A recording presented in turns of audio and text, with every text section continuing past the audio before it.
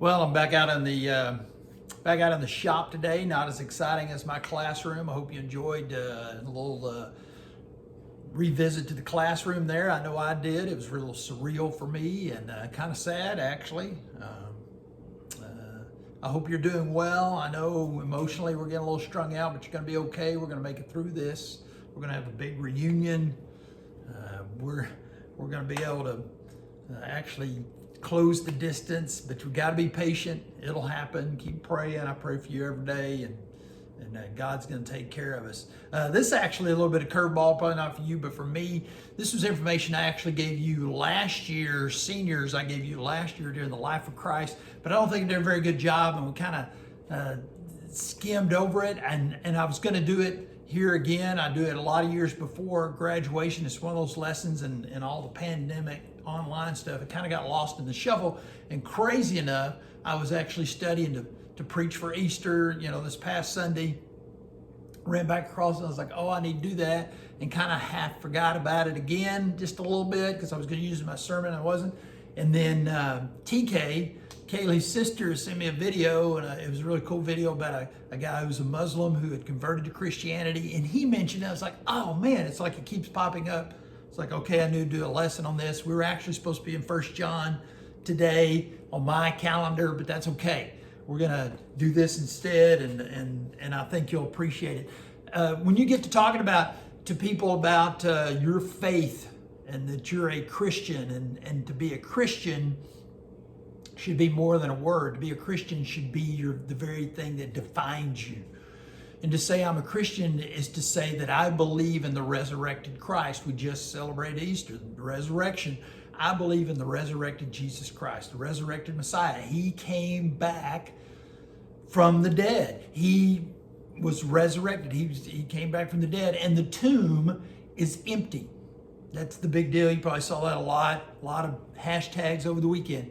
The tomb is empty. The tomb is still empty, and that kind of thing. And that's the very basis of our faith. But when you start talking to people that don't believe that, skeptics, atheists, Muslims, people of other religions, it's going to be tough to get it across. And some years ago, and people have different versions of this, and this is sort of my watered down version, but they began to say, you're not going to prove to people that the Bible is true by talking about Noah and the ark, and that's true. Putting all these animals on the ark, and you're not going to prove to people that the Bible is real and God is the creator and Jesus is real by going to all these miracles, Goliath and some of these other things in the Bible, and you're just not going to prove it to them. All these those stories. That's not the place to start. Now we totally believe those ourselves, but you're not going to prove it to other people. Skeptics are not going to buy that. And so the place to talk about is the very basis of our faith, and that's Jesus Christ. And a number of years ago, and it's bounced around, and of course there's arguments against these things I'm about to give you, but not a lot. If you really just look at what they call minimal evidence, the minimal facts of the resurrection itself, which is the basis of our faith, then what do you come up with? And even skeptics have a hard time saying, well, this absolutely is not true, because this is pretty much just historical fact. These are the things that did happen, and whether or not you believe them or not, again, is laid upon people's hearts, but these are minimal facts. If you were looking at this from a case evidence, if you were putting this on trial, then these are the things that be tough to refute. First off, that Jesus died on the cross. He was crucified. The man Jesus died by crucifixion. That's irrefutable. I mean, it's written in historical documents, non-biblical eyewitnesses. The Romans believe it. The Jews believe it. The Pharisees, the chief priests, everybody believes it. Yes, this man Jesus that claimed to be the Messiah died on the cross. Okay, that's the first point, and that's a big one.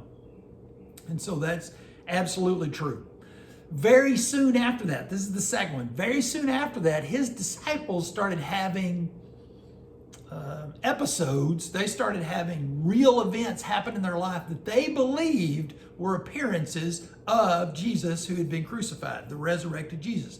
Now, again, you could say he wasn't really resurrected. You could argue against that, but they had multiple accounts where they believe they spent time with him over this. Of course, in the scriptures, we know it was a 40-day period. And so, but they would say, no, they had some kind of episodes. Now, you could say they were insane. You could say they just were making it all up or whatever, but they really believed it. They believed it so much so, and this is the third point, that their lives were transformed. They believed that they had seen him so much that their lives were so transformed that they were willing to die telling you that they had seen the resurrected Jesus. I mean, that's the whole basis of their faith too, just like ours. But they were willing to be martyred, and many of them were, and nearly all the apostles were, arguing that Jesus was resurrected. I mean, that's how much they believed what they had seen was real. I mean, so you could argue against it, but this is irrefutable. It is historical fact. They died and they were killed, and the reason they were killed is because they kept saying Jesus was resurrected. Even Stephen in Acts chapter 7, the first we considered to be martyred, Acts chapter 7 that we studied this year, he gives this huge defense before the Sanhedrin, but and they're just listening to him until he mentions the resurrection. He said, he came and you killed him, and God raised him, and when he does that, that's when they stone him to death. And again, so many of them died, so whatever you think those appearances were, they were willing to die for them. Their lives were that changed, and those are all historical facts. You could say, well, they didn't really see Jesus. Okay, you can argue that, but you can't argue that they believed they did, and so much so that they died for him. Along with that, these teachings came right after that, and the church exploded in size. So this is the fourth thing, right? That the church exploded in size. I mean, it thrived for decades, even centuries, on this teaching. And again, many of these people going out and teaching were eyewitnesses, again, to the resurrected Christ, and they believed it and taught others, and Holy Spirit is what we would say, but they believed it. But the fact is, the fourth fact is that the church thrived under all these things. And so that's huge. It's irrefutable. You can say these people are insane, it's just another world religion or whatever, but it's never had so much growth as it did right after these things. And again, knowing that many of their teachers are being executed for it, and yet it's still, the more they persecuted them, the more their numbers grew. So, you know how people are, and especially in these crazy times right now, people they get really nervous. They want to protect themselves. These people ran to the disaster that seemed to be this thing called Christianity. They wanted to be a part of it. They wanted to contract this virus. How crazy is that? But that's a historical fact. The next two are really kind of cool of the six. There's six of them. The next two are James, the brother of Christ, that we studied just a while back. We did the book of James. And I told you, I believed he had a post-resurrection faith. And most scholars think that's true. You say he was the brother of Jesus, and he was skeptical. He even called out, he said, what are you doing to our family? Destroying it. But he becomes the quote-unquote leader, a pillar in the church, the leader of the Jerusalem Council. He becomes this huge just figurehead for the church early on. Goes from skeptic, physical brother of Jesus, skeptic, to total all-in believer after the resurrection. And so again, you can say for whatever reason, but he did not become a believer until post-resurrection. And again, another fact. And somebody that had denied who Jesus was, but now totally believed it. And so it's just, and then the sixth one is very similar to that. A well-known member of the Pharisees, a well-known Jewish man, Saul, is converted and of course becomes Paul to us. Saul is converted. Again, just another fact, and you can argue why and all that. I'm just giving you the minimal fact is that's true that he was converted. And historical records, non-biblical writings, all these kind of things say, yep, he did. He became one of those Christian people. And so you one piece of evidence, you go, I don't know.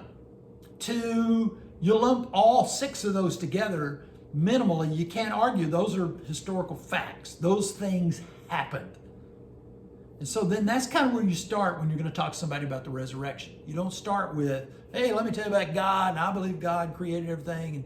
And you can get to that, and you need to get to that. But if you're going to start with the resurrection and just start with minimal facts. Go, let's just look at the facts. And then kind of say, then you start analyzing why. Why would these people do this? Why would they die for this? Why would Saul, be converted? Why was his brother?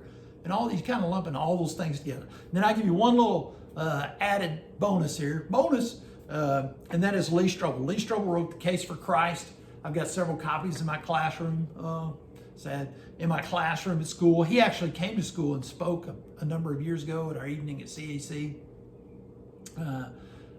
I like Christianity on Trial a little bit better myself by Lanier, but that's it's the same kind of thing. Okay, but Lee Strobel makes some excellent points. If you're going to be, and he was a trial lawyer, by the way, he was a evidence guy. He said, if you were going to put Christianity on trial, could you convict that it is true? Was there enough evidence to prove that Christianity, these things happen? And the empty tomb things. People always want to argue about the empty tomb. The believers stole the body. These things happen. This kind of thing. And Strobel says, and I don't remember exact quote, but Strobel basically said, I remember him saying, there's enough evidence.